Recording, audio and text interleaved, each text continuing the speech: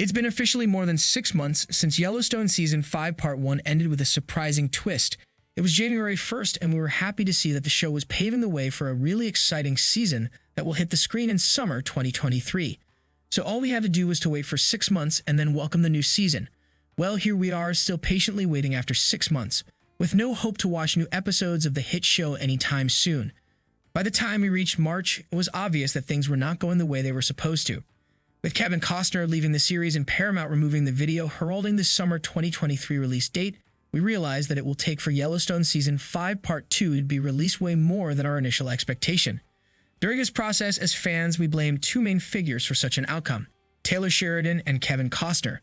To be honest, I still believe that we had valid reasons to hold these two accountable, as their personal decisions had a much wider impact than they put into account. That being said, with recent reveals behind the scenes of the production, I started to realize that there is one more villain in this chaos that the Yellowstone universe is currently suffering: the Paramount Network. First of all, we have to realize the importance of Yellowstone to Paramount as a company so that we can understand why they are so particular regarding their demands for the show. Now, Paramount is far from a small production unit, as the global company has basically dominated Hollywood since 1983, the date it was founded. That being said, when it comes to TV, the company is relatively inexperienced. Especially as far as the streaming services are concerned, the company is far from being a rival to the major competitors of the sector, such as Netflix and Amazon Prime. Paramount Plus indeed boasts a vast library of content from popular networks and studios, including CBS, MTV, Nickelodeon, Comedy Central, and Paramount Pictures. This extensive collection appeals to a broad audience, encompassing various genres and interests. Also, Paramount Plus offers live sports streaming, including coverage of major events, leagues, and tournaments. This includes NFL games, UEFA Champions League, PGA Tour, and more. Sports fans find value in accessing their favorite games and matches through the streaming service. They have also entered into partnerships with other streaming services and platforms, offering bundled packages and promotions, and the platform's interface is quite user-friendly. However, none of these features are enough to make it a leading streaming platform anywhere in the world. It needs original productions that are hit across the masses. Thankfully, Paramount has a few hit shows in its library. Unfortunately for the company, though, all of those shows are Yellowstone Universe productions, meaning that the entire platform is depending on Sheridan's projects. This makes Yellowstone a gold mine for the company. The original Yellowstone show has consistently delivered strong ratings, making it the most watched series in the history of Paramount Network. The show has attracted a large and dedicated fan base, contributing to increased viewership and overall success for the network. The show also has helped shape the image and identity of Paramount Network.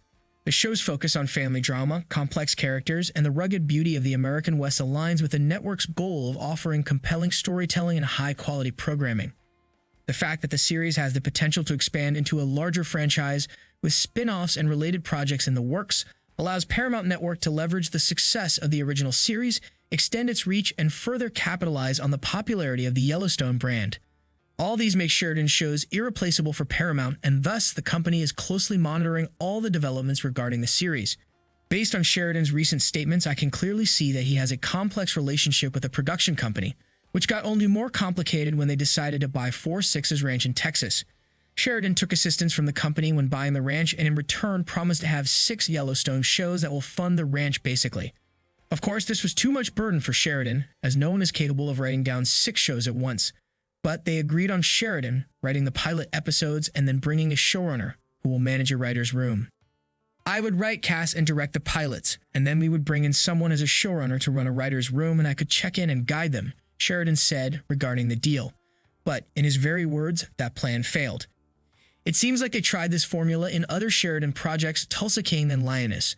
But the showrunners and writers have failed to capture the essence of Sheridan's shows, the legendary writer expresses. I'm really interested in the dirty of the relationships in literally every scene.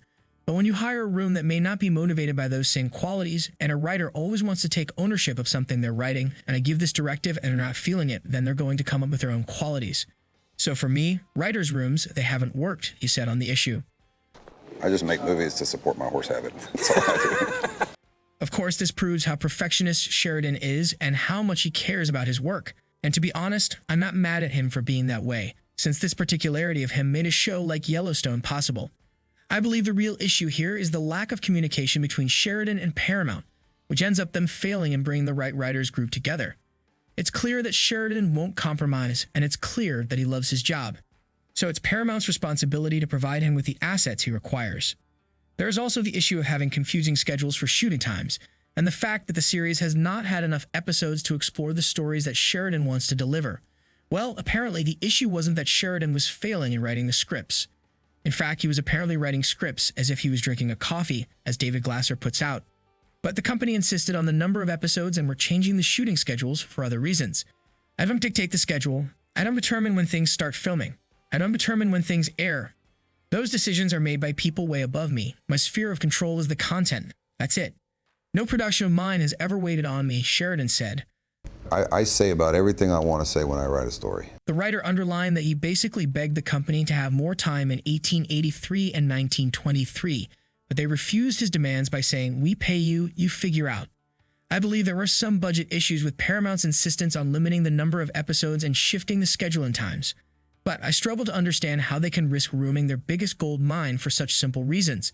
After all, they are losing us, the devoted fans, by postponing the release date of the new seasons over and over again.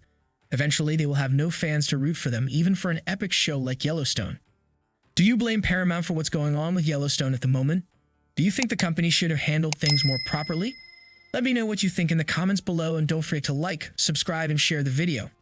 Thank you for watching. See you soon.